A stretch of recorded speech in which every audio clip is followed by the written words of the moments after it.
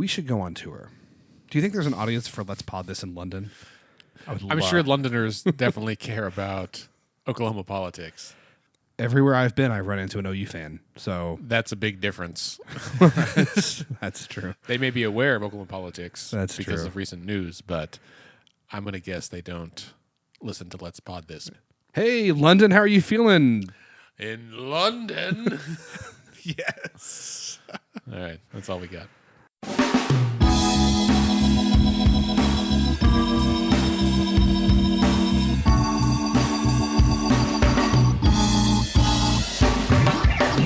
Hey everyone, and welcome to Let's Pod This.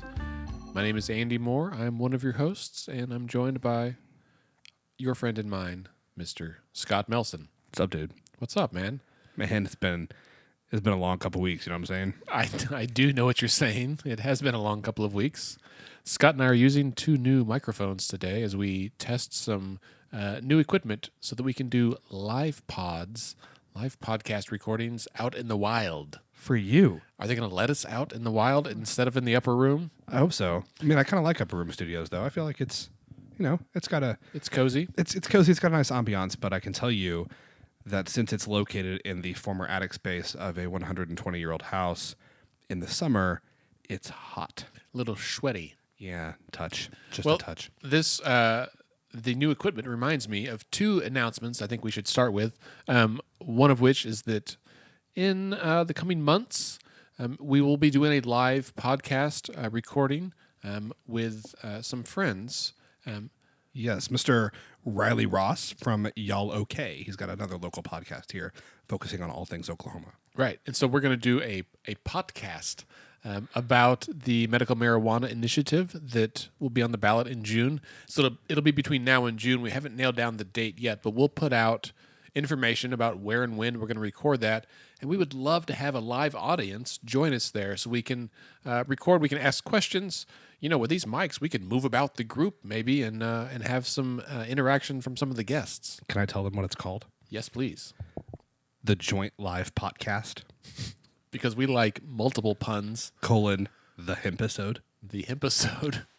This is like a Snoop Dogg and Dr. Dre episode from my youth. Right. Wait, with them on my Walkman. No, I think it's going to be really fun. I think it's going to be informative. I think it's going to be a good time. We're going to do our best to get some legislators there talking about marijuana legislation that worked its way through both chambers this session, or in some cases didn't, talking about some of the hemp legislation that was on the table this year, looking at industrial hemp production in Oklahoma and why that might be a good thing for our state, as well as kind of getting into the nitty-gritty of the state question, what the state question will do, what effects it'll have. You know, I think that particularly with the discussions about school funding and government revenue in general that we've been having the last couple of weeks, I think a big point of emphasis on the marijuana bill is going to be, is this going to bring in tax revenue? Is this something that could help solve the kind of chronic budget woes that Oklahoma faces? And I think that'll be an interesting topic of discussion too. A lot of folks, including some candidates, that are definitely hanging their hat on this being the golden goose that keeps giving, and I don't know that's going to be the case. Yeah, I would even venture to say that it's not going to be the case unless there are not significant changes made. But we're going to leave you on the tip of your seats, the edge, not the tip, the edge. We're going to leave you on the edge of your seat about why this medical marijuana state question that's going to be on the ballot on June 26th, why it might not be kind of the end-all be-all in terms of solving our perpetual budget crisis. That's right. So more on that soon. But way before we get to that, we are going to announce right now, and I'll put this out on the social media here in a day or two. The tweeter. On the tweeter, that on Sunday, April 22nd, so just about a week away, we are going to have an event to follow up to this teacher walkout. We're going to call it something like Walkout, What's Next? Because we've heard from a lot of teachers that, you know, this teacher walkout has been a really big deal the last 2 weeks, and we'll go into it in just a minute. But they want to know what's next. They want to know how do they stay engaged? What can they do now that this walkout is ending? How can they stay engaged, and how do they kind of continue this advocacy they've been doing? No, 100%. Like, and I would even go a step farther and say we've certainly got that question from teachers, but we've got that question from teachers. We have it from parents, from administrators, from people like me who don't even have kids in public school but still think this is an important issue to know about. Questions like, how do we stay informed? How do we become better at advocating for things we believe in? What's kind of how does some of this politics stuff work? And so we're gonna have an event that will kind of start that discussion, and hopefully that's something we can continue throughout the summer with, it's our quick fix series that we've done. We've produced the first 2 episodes, but I think that's somewhere where our quick fix series can kind of jump in and answer some of those questions, but we'll see where it takes us. That's right. So this will be Sunday, April 22nd from 2 to 4 p.m. It's going to be in the community building behind Oklahoma City First Church of the Nazarene. That address is 4400 Northwest Expressway in Oklahoma City, just down the street from TGI Fridays and Red Lobster. So we appreciate OKC First hosting us there in their community building. Again, April 22nd from 2 to 4 p.m. I will put the information out on our website and our Facebook page this weekend. 2 to 4, you know what that means? It's after morning church, but before evening church. This is true. So you have no excuses. That's right. There's a big parking lot right there. Also joining Scott and I will be Liz Wagner from the Women's Coalition, and also I believe Sabina Brown from Together Oklahoma. Absolutely, some professional advocates, folks who know what they're doing, also known as lobbyists. Right. Well, I don't know if they're actually registered. I think Liz is. Yeah, I was going to say. I'm almost certain Liz is, but we'll see. Anywho, so let's talk about what happened this week. There was a walkout, second week of the walkout, and today's Thursday, we're recording this late on Thursday night, OEA has called for an end to the walkout. This is the end, beautiful friend. Yeah, what that means, I think, is a little bit of an open question. My only friend, the end. And I want to start by saying too, if you are a teacher, a parent, an administrator, someone who has been at the Capitol for the last 2 weeks, one, props to you. I mean, that's incredibly hard work. It is exhausting work. I can tell you that I have not been able to be at the Capitol during this time. I am exhausted just trying to keep up with what's happening every day from afar, like trying to keep up with, statements that people are putting out, or what's happening in the legislature, and kind of fitting all of this together. A lot to follow all at once. Yeah, and so if you're trying to do that while physically being at the Capitol and being engaged in this, one, please sleep well tonight and this weekend. But two, well done. I think that it's really been, for me at least, it has been incredibly inspiring to see the kind of engagement and activism and advocacy that we've seen the last 2 weeks. It's really funny. I've had the opportunity to speak to a couple of different groups of college students this week, and as I'm telling them about what we do with Let's Fix This, I always start by saying, we try to get regular folks involved in politics and get them to go to the Capitol. And I realized, oh man, this week has been a banner week for that, because there's been, somewhere between 10 to 50,000 people up there almost every day. Yeah, the highest day that I saw, I want to say it was Monday. This past Monday, 45,000 people. That is incredible. And honestly, for almost 2 weeks, the Capitol has been at capacity, which is very rare, exceedingly rare. So that's been really exciting. So if the discussion is what happened and what didn't happen this week, what happened is the walkout, and then everything else is pretty much what didn't happen, right? Yeah. So what didn't happen this week, Scott? So, unfortunately, and I'm trying not to wade too much into kind of like picking sides here, but I'll say unfortunately, there really was no legislative movement this week, at least not on the issue of education, not on the issue of education funding. In terms of what happened, a lot of committee meetings happened, some bills moved out of committee, some bills passed off the floor. There really wasn't even a ton of floor drama. All that really happened in the chambers this week was in the House. Every day in session, the Democrats would try to suspend the rules any number of times to bring votes on capital gains, income taxes, or cost of living adjustments for retired teachers. Every day they would try to suspend the rules. Every day those motions would be defeated. Every day they would adjourn. Every day the Democrats would ask for a recorded vote to adjourn. All the Democrats would vote not to adjourn. All the Republicans voted to adjourn.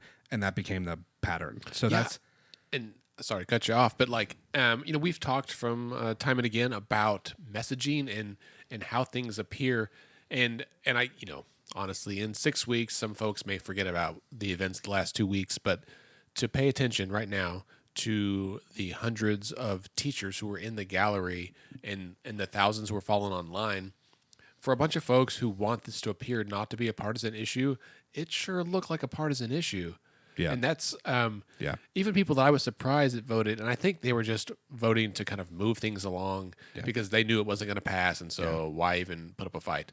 But that's the kind of thinking that gets us in this sticky situation. So Yeah, I mean, it was frustrating. It was frustrating for me to watch. I can't imagine how frustrating it was if you're a teacher that was there, like, really feeling like your career kind of hangs in the balance on some of these measures, to see that happen every day. So that's what happened. It was in many ways.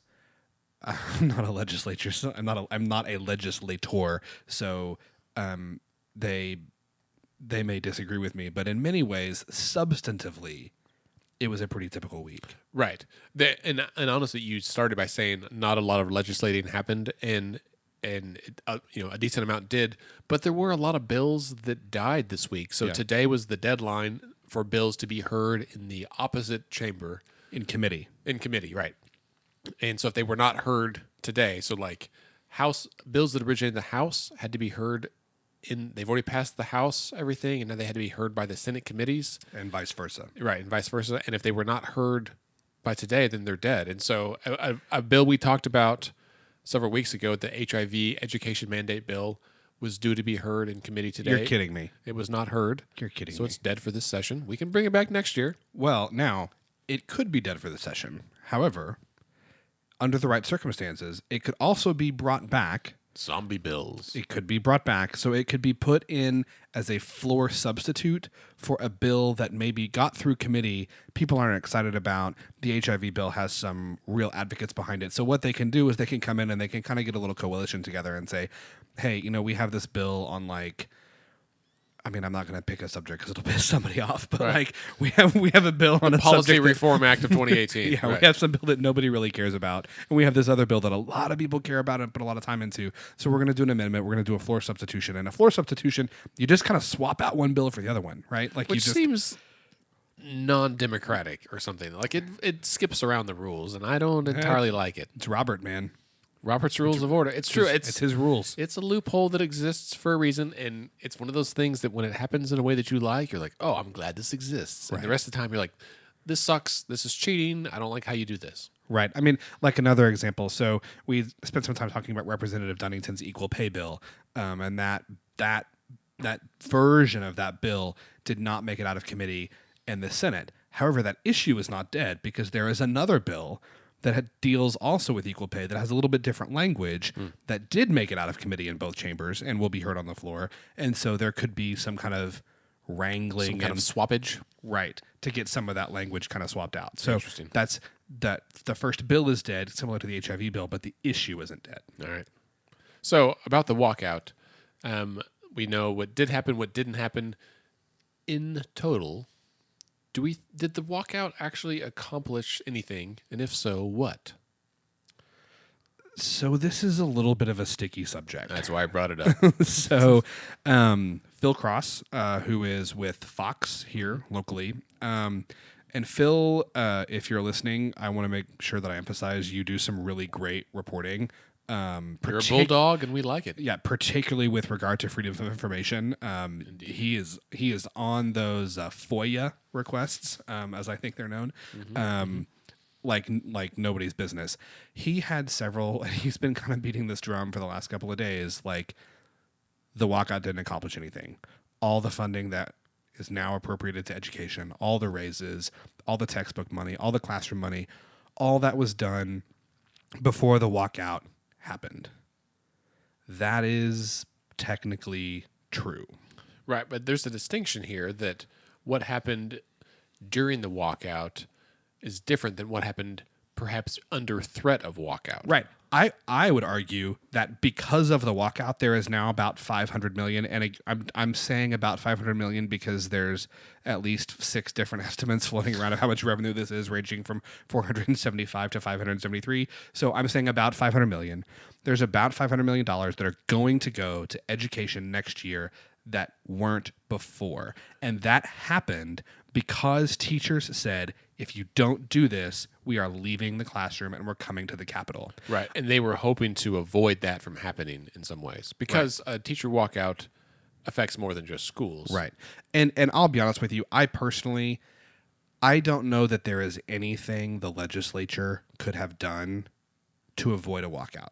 No, it was happening. You know, and I mean, and I say that, and that's not meant to be a dig at the legislature. It's not meant to be a dig at teachers. What I mean by that is, the best way I know how to put it is, you can only hit somebody while they're down so many times. You know what I mean? I think that any individual or any group of people has a breaking point, and I think that educators in Oklahoma had reached theirs. Yeah, I agree. And this last 2 weeks of protest and advocacy and, you know, kind of whatever you want to call it, was something that needed to happen for a lot of reasons. Did it result in more money? Like, did teachers get more money by showing up at the Capitol? No. But I don't think that means that nothing valuable took place. One, anytime we see a group like this showing up and engaging with their government in such a direct way, I think that's incredibly valuable. It's inspiring. Like, that's why we do what we do. That's why we have this podcast. That's why you started Let's Fix This, is so that people will do what the teachers did these last 2 weeks. Right. Number one. So that it's valuable in and of itself. Two, it's valuable because now there's about 50,000 people in Oklahoma who are engaged and paying attention and trying to learn about our kind of local civics in a way that they might not have been before. That's incredibly valuable. Mm-hmm. It's incredibly valuable because education is at the forefront of our local political discussion in a way that it should have been for the last 10 years and hasn't been, and now it is. And that's not something that I think is going to go away. So that's incredibly valuable. And it's lastly incredibly valuable because, as we'll get to here in a second, this week was candidate filing. Mm-hmm. There are hundreds of people who have never run for office before who are now. There are candidates who have maybe never had to face an opponent in their general election who will now, on both sides of the aisle. And I have a hard time arguing that that's not a good thing. So to me, the walkout absolutely accomplished something.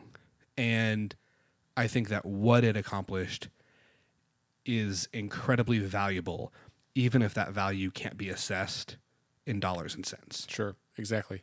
So we saw on Wednesday that OEA they started kind of putting out their talking points that they had achieved 95% of their fiscal financial goals for this walkout, that they were started this whole process wanting more money for education, and they got 95% of that. And certainly got some pushback from some teachers because not everyone agrees. Not everyone is represented by OEA. I think they boast about 20,000 members. So one of the larger education groups, but not the end-all, be-all. And in fact, this walkout was started by just some teachers on their own, not actually by an organization necessarily. And so now we are faced with the question, the wondering, is this the end? If OEA pulls out, and they've said today in their press release that this is the end, and they are shifting away from the walkout and efforts at the Capitol and focusing their eyes on November and on the elections. And as you said, we'll get to that in just a minute at the bottom of the episode.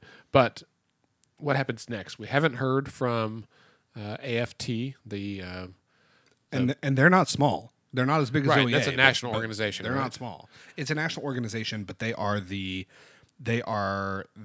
Oklahoma City. So Oklahoma City Public Schools. That's their AFT. Group. That's their. So a lot of districts have their own groups. Like Sapulpa has their own group, right? Which is so this. I will say this. Not fracturing, but this division or this diversity of education groups is maybe, I think, part of the frustration of a lot of teachers that they belong to one for their district, but then there's other ones that are statewide and some that are national, and what about big districts versus Right. small districts and who's in charge? And we saw some legislators saying today, like Greg Treat said, Right. like, hey, one of the problems is we don't know who's in charge. Like, who do we negotiate with? Greg Treat, majority leader in the Senate, floor leader. Is he majority or floor or both? I know. Majority. And he also runs the floor too, right? Yeah. Stephanie Bice's assistant. We should look this stuff up before we start talking. Yeah, he runs the floor. He's the second most powerful Republican in the Senate, And he's going to be pro tem next year. Yes. He came out today and had made a couple of different statements. He did a really nice 30-minute interview with Trace Savage, one of our friends over at NonDoc, editor in chief there, William Savage III. He and said, this has been really frustrating because we don't one. A lot of people seem like they're asking for different things, and two, he's like, we're trying to sit down and negotiate, and there's 40,000 people here, and there's no one person who speaks for all of them, Right. and so how can we negotiate in good faith? And I'm going to harp on this just a little bit. That statement from Senator Treat, who I don't know personally, but everything I know about him, it seems like he's a good, decent guy. Like I'm not. He's a standard Republican. Yeah. Well, this is what happens when you live in a state that prohibits state employees from being able to organize and advocate and collectively bargain, right? That's so one of the things we're going to talk about at our Walkout What's Next event next week is kind of how are teachers and other public employees allowed legally to organize and advocate for themselves, because there are some restrictions. And so I think that part of the frustration that we've seen the last couple of weeks is born out of necessity, because they're not allowed to have a statewide union that all the teachers can join and speak with one voice. Yeah, we got to do some research about this so we can speak in an educated form. Well, we're not going to do research. One of our friends of the pod, who is a law professor, is going to do the research for us. Great. Thank you, law professor, yet unnamed. So, and I think she's actually going to, my hope is that she's going to actually be there that'd be great. at our walk. Event. Yeah, she's going to be there at the Walkout What's Next to address these kinds of questions about Oklahoma employment law, specifically as it relates to public education and state employees. And collective bargaining. Yeah. Excellent. That's great news. It's news to me. It's news to you. It's a great news for everybody. So, so what happens next? We're not sure. So today is Thursday, as we've mentioned. Tomorrow, Oklahoma City schools are out. I think Tulsa's still out. Some of the big districts, though some have started to go back in. Yeah, Edmond's going back. Moore, I think, is going back. Norman is going back Monday, I think. And I personally expect that probably by the time people listen to this podcast, we will have heard that Oklahoma City and Tulsa, everyone else will be back in on Monday as well. However, I think a lot of districts are going to continue to send a contingent of teachers to the Capitol as representatives, as a delegation to go to the legislature, and still represent their interests. And so we'll see how that happens. On a personal level, I kind of expect this to steadily decline over the next week or two. There may be some folks that are still up there, but I think the legislature has made it clear that they have no interest in passing any additional funding related to education. And the governor's statement is, hey, we need to move on to other issues, which is not untrue, right? Because it's not untrue. It's just, I'll just leave it there. I mean, the issue is that there are many departments in our state that are hurting, right? Department of Corrections is severely underfunded. DHS has been underfunded. All of these departments have been cut consistently over the past decade. And now, and this is maybe the benefit and the risk of the teacher walkout, is that now all of these folks have seen what can happen when you show up, good and bad, and that there may be other groups who take an interest in marching, or at least trying to advocate in an organized fashion. So this was interesting to me. So OPEA, the Oklahoma Public Employees Association, so they said today they are ending their participation in the walkout. Okay. Because the conversation has shifted from funding core services to only funding education. And I feel like that's the opposite of what is happening now. No, I don't I don't entirely disagree, and my heart goes out to the public employees. They got kind of lost in the shuffle here. They did, and they were there every day. They fought. It was a smaller group, and because they can't just close DHS, Right. There's and OPA has a tough job with a diverse group that includes corrections and child welfare workers and mental health agencies and all this stuff. And so I think they really kind of got hosed in this deal. They got a tiny raise out of it, which is appreciated, but still tiny. Yeah, no, I agree. I just was kind of like, okay, I agree with you that you haven't gotten what you deserve, but I feel like the conversation is actually shifting away from education, and so maybe this is the best time for you to make your voice heard. If they could get 50,000 people to show up to the Capitol, that would be a good move, but they can't. That's touche. Fair point. I mean, like, in theory, it's possible, right? Like, if the entire Department of Health shut down and said, we're going up there, and DHS did it too, one could say, the argument could be that they would just fire everybody. I don't know they would actually do that. Well, so this is a question that I have for our lawyer friend is, so yes, they are, as I understand it, public employees, teachers included, they are contractually prohibited from going on strike, right? That's why this last 2 weeks, you'll notice that no one in the media here on the pod, no one is calling it a strike. Right. The reason it's not a strike is because legally it's not a strike. Every teacher, for the most part, who has been at the Capitol is there because their district gave them permission to be there. Right. They were not absent without leave. Because they can't strike against their school boards or their district boards, but they can walk out. Right. But then my question is, okay, so you're a public employee, your contract prevents you from going on strike. Like, what happens if you do? If right? everybody calls in sick on the same day, right? Like what happens? I mean, right? you would be I would imagine, I'm not an attorney, but as a manager who has worked in state agencies for a number of years, like, I would imagine that those employees who decided to take leave would be subject to the policies and procedures of that agency, which likely includes up to and including termination. Okay, fine, but you're gonna so you run a state prison, and you've got guards that are there on the 8 to 3 shift, and none of your guards that work 3 to 11 show up. Like, you're just gonna fire all those people, right? And then your guards that work 11 to 7 just don't show up, and you're gonna fire all those people. Like, the guards that are there have to stay and like guard the prison because like somebody has to do that. Pissed at their coworkers. I mean, maybe they're pissed at their coworkers, but maybe they're taking the hit. Like maybe if it was organized in some way, they can work. And same thing. Let's use like the health department. Right. If all those employees just didn't show up one day, they all called in sick, it's not coming. And I think maybe it's just you'd have to reach a critical mass for it to happen, to be like for you to be in the green zone, you'd have to have enough of them that did it, right? So this is the risk of any kind of collective action is if the majority's with you, then you're probably okay. But what if it's just you and like 20 people and you all get fired? Well, so I mean, I think a great kind of real life example of this is Moore Public Schools. So yesterday, the superintendent of Moore Public Schools said Moore is going back to school on Thursday, and there was a school board meeting last night where the superintendent was there and was kind of being asked to explain his decision, often by people who were pretty upset about it, and there was teacher after teacher after teacher who said, all right, Chief, I'm not going to be at work tomorrow. You know how many subs Moore Public Schools needed today? 300, right? 350. Okay. 350 substitute teachers they needed today. Okay. You know how many they had? No. 92. Oops. Yeah. So now, do you know how many graduates next year there will be from education programs from state universities in Oklahoma? No. 300. Huh. That's it? Yeah. Whoa. Yeah. That needs to be out in the media more. You know how many vacancies we have statewide? Like 1,500. Yeah. Yeah. So there's 300 graduating.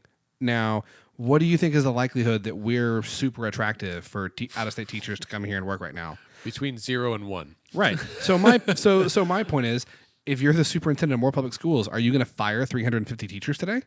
No. Yeah. I mean, so legally, contractually, they're not allowed to strike. But what the hell? Like, practically? And I mean, I'm really asking the question, and I know this is rhetorical because you're not a lawyer. So, but like practically, like, what is that like? What does that mean? It means they're up a creek. I mean, it means that students are not getting educated, and this is the tricky line that they're walking: is that public opinion is finicky, and it could switch in a heartbeat between teachers are fighting for what they need and teachers should just suck it up and go home now and not burn my students who are there in school. 100%. I would counterpoint. Thus far, it hasn't. No, but I mean, every day that passes, my staff at work are getting frustrated. I got texts from 2 friends this morning at 7:08 a.m. that were frustrated with the fact that they were having to find childcare for their kids at 7 a.m. when they needed to leave the house by 8 so they get to work for a meeting. And like, for as an employer, like I'm someone like we've been a little shorthanded. People leaving early, coming in late, and I've been accommodating because it's not their fault. Yeah. And even as a parent, like I've taken off some days to be with my kids while they were out of school, and everyone has a tolerance for that, and I think we're reaching that tolerance. I think you're right, but the next question I have then is your employees that are irritated at 7:08 when they're trying to find childcare to be by work by 8. Who are they irritated at? Right. Everybody.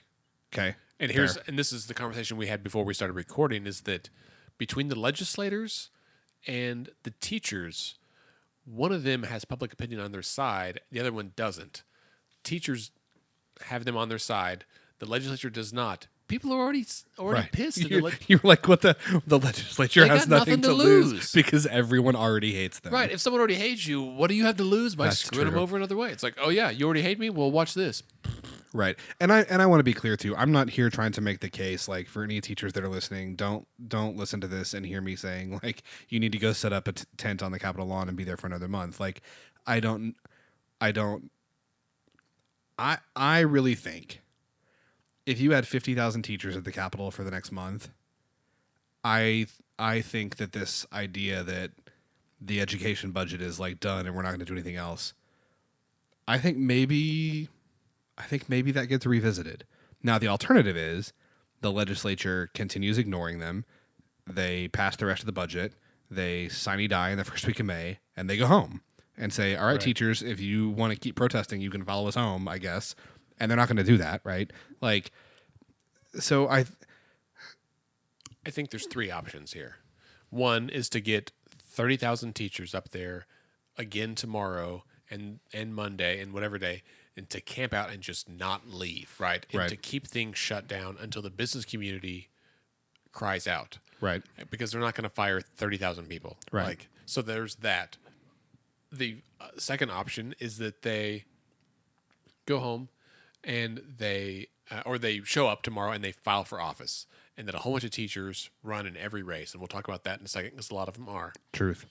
And then the third option is one that we all should do, and that is to show up in November, in June, and then in November and vote. God bless America. And you've got to vote. Teachers, I said this to the crowd at the Capitol the other day, is that people used to be elected on the backs of teachers. If you weren't supported by teachers, you didn't get elected. And that changed somewhere in the last 10 or 20 years, where teachers stopped showing up to vote. And so if you're a teacher and you happen to be listening to this, or you know teachers, ask them if they voted the last time. Look them up on badvoter.org and see if they voted. Publicly shame them or privately shame them. Because people don't vote. 4 out of 5 Oklahomans that are eligible to vote did not vote in the last governor's election, and that means they didn't have a say. Tonight I was at an event speaking to some college students with a lobbyist, and he pointed out that in Edmond, roughly 90,000 people in a senator's district up there, and he was elected because less than 2,000 people voted in that election on both sides. That means people who voted for him and against him is a total of 2,000 people. And so if you picture a room with 90,000 people and only 2,000 of them make the decision, those 2,000 people probably don't represent you well, right? Those voters are likely older, like senior citizens. They're probably Caucasian. They probably are very conservative. And if that doesn't meet who you are, if you're a woman or you're a liberal or you're a young person or anything else, a person of color, anything else, you've got to show up to vote.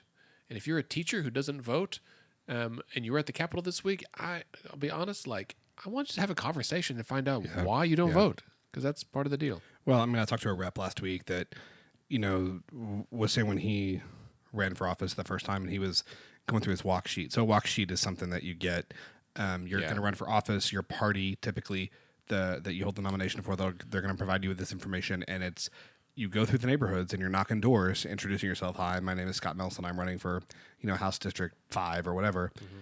And your walk sheet is these are the people who have voted in the last X number of elections. Yeah. And so and your walk sheet literally tells you these are the only people you need to talk to. That's right. You don't need to knock on all these doors, right? Because most of them don't vote, right? And that's the thing, man. Wouldn't it be awesome in November if everyone showed up to vote and we really flipped this state on its head and surprised a bunch of folks? That would be cool. All right, we should move on. But this is fun. I know we could beat this all night. So, also, what happens next is that there are a couple of other things out there that maybe play a role in education funding. One of them is the proposed ballot initiative by the OEPA, that is the small producers, oil and gas producers, not the OIPA. I know probably every third episode we have to make this distinction. Right. So OEPA has proposed a ballot measure that would raise the gross production tax on oil and gas to 7%. So earlier this year they raised it to 5%. This is still raise it to 7%, and all of that going to education. And just to point out, 7% is where it has traditionally been in Oklahoma. That's actually the rate. Yeah, like 7, and in fact, most wells, the vast majority of oil and gas wells in Oklahoma, are already taxed at 7% because they're taxed at 7% after their first 36 months in production. It's only certain wells, these lateral wells, and only for the first 3 years that they're taxed at now 5%. It was 2, now it's 5. Until about 10 years ago, I think, it was 7, always. Right. And then they did this 2% rate, incentive rate to incentivize a coupon. They got a coupon for the first 3 years, which is when they produce most of their oil. Yeah, and they did it because at the time, producing oil and gas in shale formations by horizontal wells was somewhat risky, very expensive. It's not that way anymore. So I think most people, particularly in kind of the smaller producer world, feel like 7% should be fine for everybody to pay now. They felt like they needed a kickstart to get it going, but now it's cruising pretty well. Let's pull back on the coupons there, folks. So OEPA put this out. Scott, do you know, is this still in play? Is this still out there? I don't know. That's something we're going to have to look into next week. I haven't reached out to, our friends at OEPA yet, just because I kind of wanted to see where everything ended up with the walkout. But, they're advocating for 7. We got to 5. So I would anticipate that they're still going to push for this, but maybe not. I thought that was part of the deal, was that if they signed off on the 5% deal, which is a good deal for them too, that they would not pursue the 7%. That was step up. Oh, right. That was step up. So that was many plans. That wasn't part of House Bill 1010X. I don't know that OEPA. I never saw them publicly take a position. We should ask Joe. I will text Joe tomorrow. All right. And then the other thing that's come into play in the last week or so is former U.S. Senator Tom Coburn. That guy. One of Dr. No, as he is known, which sounds like a James Bond movie. Hello, Dr. No. He got that nickname because he voted no on so much stuff in Congress. Like everything. He is a physician from Muskogee or McAllister, somewhere out east, I think. But anyway, he has a group now. He is pursuing a ballot initiative as well that would basically so his initiative is to take all the revenue measures that the state legislature just passed in the last few weeks. And if you've listened, they had to achieve that 75% majority. So they managed to squeeze up to that really high hurdle and get it over and pass these laws. He has a ballot initiative to basically come in behind that and say, yeah, okay, you did that, but you still have to get the public to sign off on it. It would require the public to basically endorse that already high bar that the legislature put. So it's yet a higher bar because he really hates new taxes. It just feels like, why? I'm hesitant to even talk about this because I'm afraid I'm just going to go off in a way that's not productive. Look, he is from that. Dr. Coburn is from that school of thought, doctor, senator, I don't know, whatever his... He's both. His, he is from that school of thought that like any tax is a bad tax. Any tax is a bad tax. And he said in his press conference he believes that there are $400 to $500 million in waste in state government, which is an enormous amount of money. Yes. 4 to 5 million? Maybe. I mean, honestly, yeah. There's probably $4 to $5 million of waste, and that sounds like a whole lot, but the state budget is something like $6 billion. So that's less than 1%, like well under 1% of waste. 1/10 of 1%. I mean, so for instance, one of the things that we hear talked about, you've heard me say this on the pod before, but if this is your first time, welcome, and consider this your introduction to Scott's favorite statistic. If you like school reform, like administrative reform, so we hear talk all the time about if we would consolidate Oklahoma's 500 school districts. The state of Florida has 73. like state of Florida has 73, and they have so many more students than Oklahoma, and Oklahoma has 550. Fine. Consolidate the school districts. Do you know that if you undertook every single reform advocated by those who are pushing for administrative and district level consolidation, do you know how much money you would save? $30 million. Okay, $30 million, which is less than 2% of the current education budget that just passed. Okay, less than 2%. By comparison, in House Bill 1010XX, which is the education budget that passed 2 weeks ago, there is $33 million earmarked. It's a line item budget for textbooks. You know what that's enough to do? That's enough to buy almost every kid in Oklahoma public schools one textbook. So each school can replace a textbook for one subject per grade. Ooh, math, science, or English. Right? That's it. So if you do all this administrative consolidation, that's not even enough for each school to replace one textbook in one subject. Like, I'm sorry, there's just like this idea that there's $500 million of waste. It's just not there. It doesn't hold up. And the thing that really frustrates me about this is that right now, about 72% of Oklahomans agree that teachers needed and deserved a raise. And if Senator Coburn gets his 49,000 signatures to put this on the November ballot, none of these taxes will be collected and none of these raises will go into effect until it's approved by a vote of the people. So that's 6 more months that our teachers have to live with this, these paychecks and resources that are so far below what they deserve. That's 6 more months for teachers to look for other jobs in other states. So, womp, womp, It's just womp. Anyway. So All right. Well, let's take a quick break so we can take a deep breath and everyone can recoup from that shit show. I think I did well there. You composed yourself quite well, Mr. Melson. I held back. All right, so we're going to take a quick break, and then we'll come back and discuss looking ahead to the future for the rest of the year and what might happen.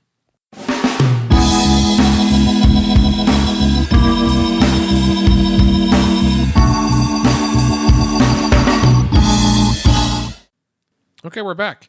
And as we said before, the break, we're going to talk about looking ahead to rosier, happier times in the future.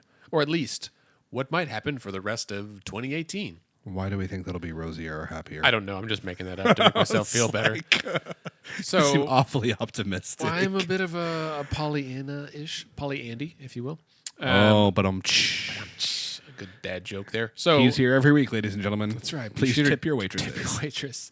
Do you? What do you think will happen for the remainder of session? What else do we have to look forward to, Scott? I don't think there's going to be a lot of drama, honestly, because the education budget is usually a huge sticking point, and we usually don't get to the whole budget as a whole until early May. Yeah, and sometimes late May. Right.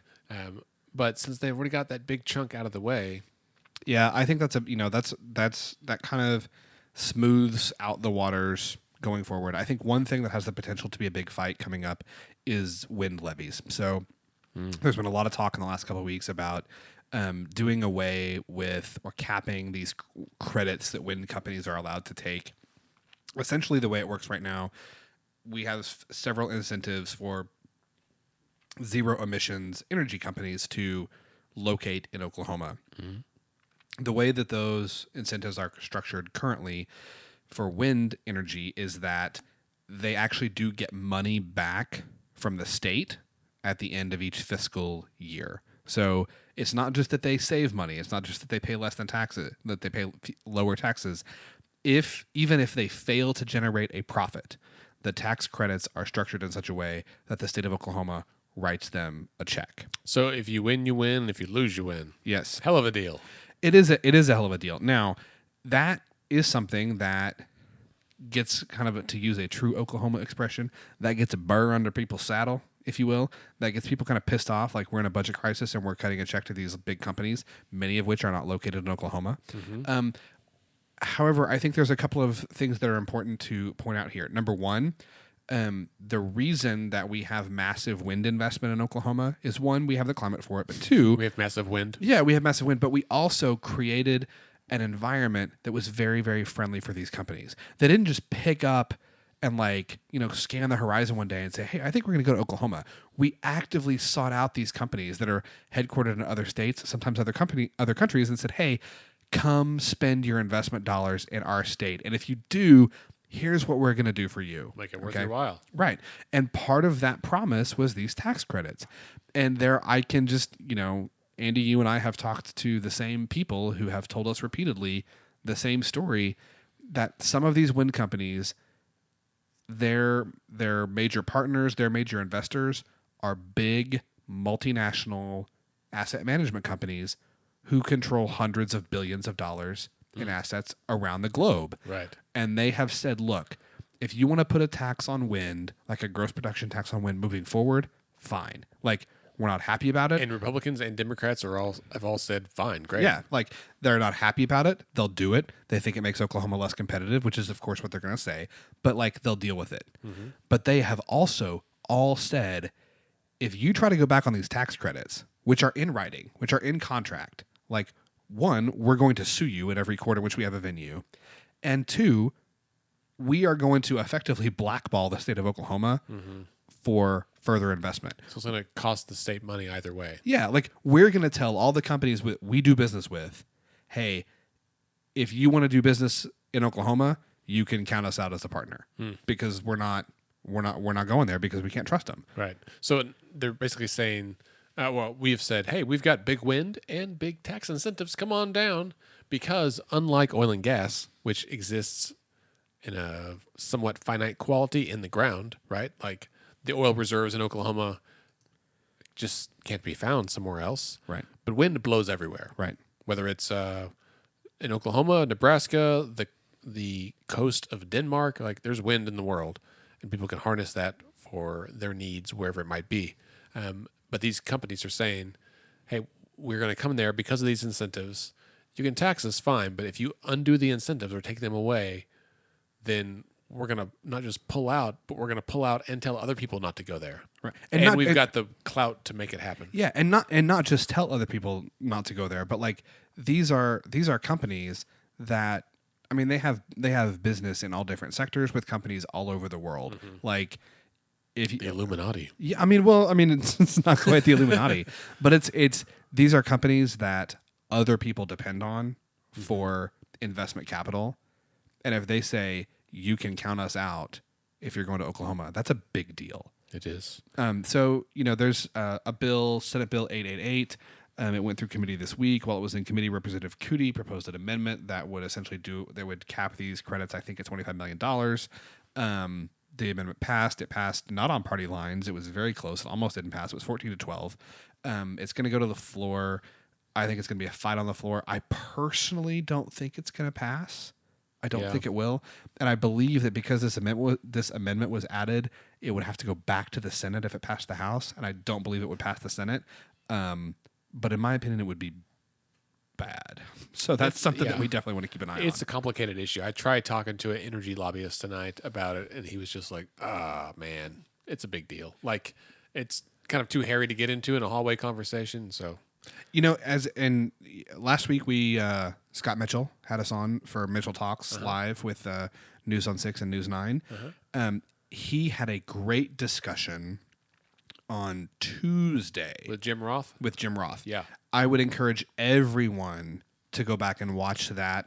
It's about 15 minutes, and it really kind of delves into this in a way that Jim can kind of get into this with some expertise that we don't have and talk about why this is such a big deal and why it would be, in my opinion, so bad for Oklahoma. Yeah, Jim's worked in the wind industry for a long time. Used to be a corporation commissioner, I think. So facebook.com/Mitchell Talks is the direct link, and just look at the videos. Scroll back, find the one with Jim's face on there.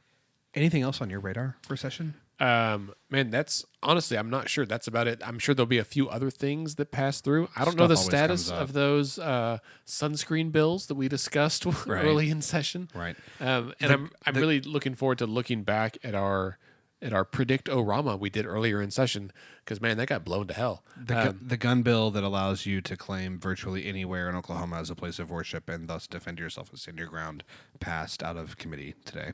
All right, so it goes to the floor then, huh? Yeah. Here we go. So that's it as far as the bills and legislature go. But another big item of note is we've had some tremendous turnout for filing for public office this week, for not just the legislature, but also other statewide elected offices such as Inspiring. governor, lieutenant governor, a whole bunch of judge positions Yep. that no one ever knows who these people are. Right. So as of today, so filing is Wednesday, Thursday, Friday this week. Again, we are recording this on Thursday night. So after 2 days of filing, day one, we had 430-ish, 450-ish people file, which is the highest in 20 years, basically, since the year 2000. And then today we had another 150 or so file. So 600 people have filed collectively for state offices. This is dwarfing the last 4 gubernatorial years. Right. Like, Which is crazy, because that's not- a yeah, big it's- deal. It's not close. As an example, House District 20 for the House, currently held by Representative Bobby Cleveland, one of 2 of the eldest statesmen in the state. In fact, one of 2, maybe the eldest statesman, one of 2 of the eldest candidates that have filed. He's 74 years old, which I learned from this filing information. He has 5 Republican opponents that have filed, 1 Democrat and 1 Libertarian. So that is a total of 6, 7, 8 candidates for this one House seat. How about them apples? Dude, it makes me happy. Now, I do need to put out there, if you are listening and you are a lawyer, I need you to take a look at your current practice, whether you're, just see what you're doing and give a serious consideration in the next 24 hours to running for district attorney. So right now, 72% of the district attorney positions in Oklahoma are unopposed. Okay. So there are 72% of candidates that are running for district attorney in Oklahoma do not have an opponent. Interesting. And that, to me, the DA, that's one of the most.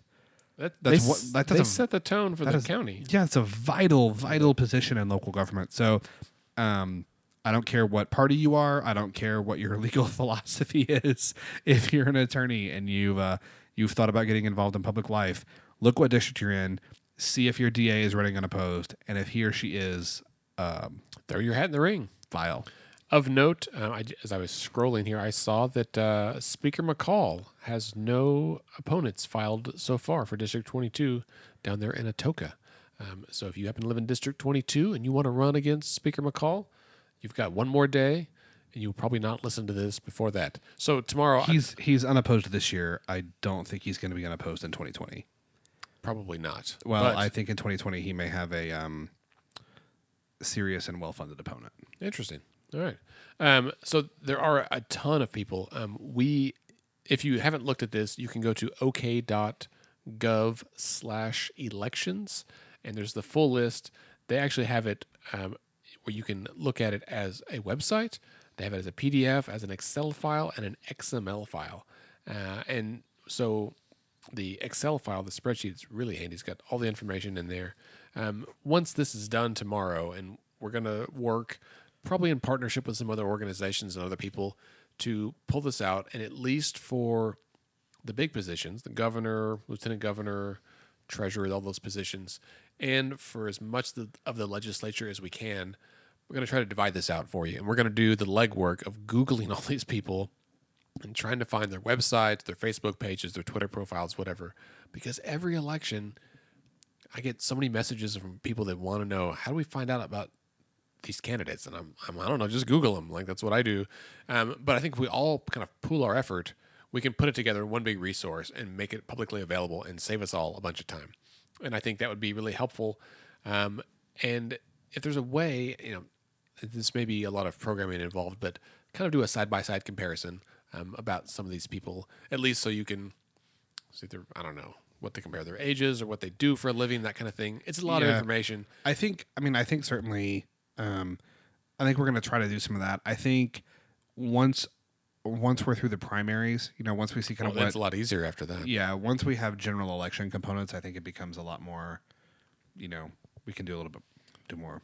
Right. So this is important. Speaking of primaries, stop whatever you're doing right now.